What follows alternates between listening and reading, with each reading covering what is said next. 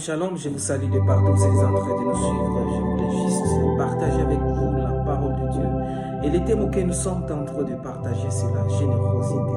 Nous sommes dans Luc chapitre 6 et le 38e verset. La Bible dit, donnez et l'on vous donnera.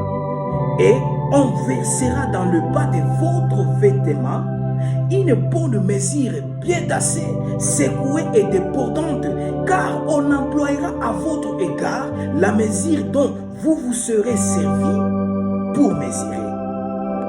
La générosité, c'est l'état d'âme, ou l'oubli de soi, ou encore la qualité de celui ou celle qui s'occupe des autres, sans préoccupation des intérêts personnels.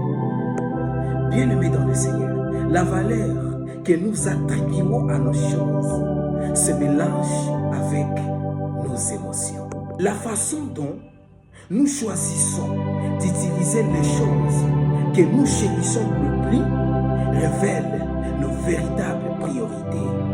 La mort de Jésus-Christ sur la croix est l'un des plus grands exemples de la générosité de Dieu.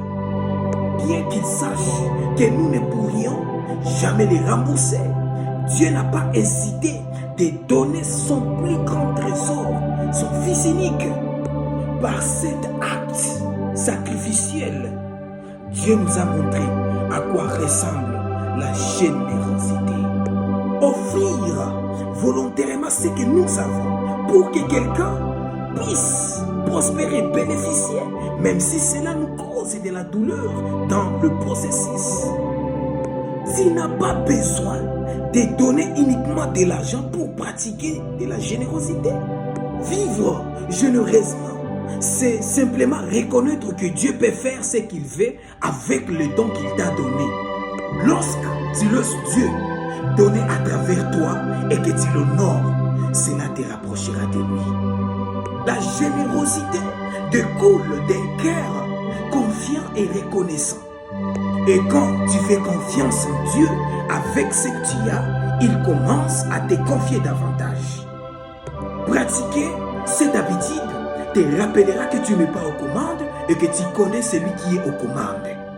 Il peut pourvoir à tous tes besoins. Alors, qu'as-tu à donner? Essaye de trouver un endroit où tu peux investir avec ce que tu as d'une manière ou d'une autre. Commence petit ou grand. Commence simplement. Que Dieu vous bénisse.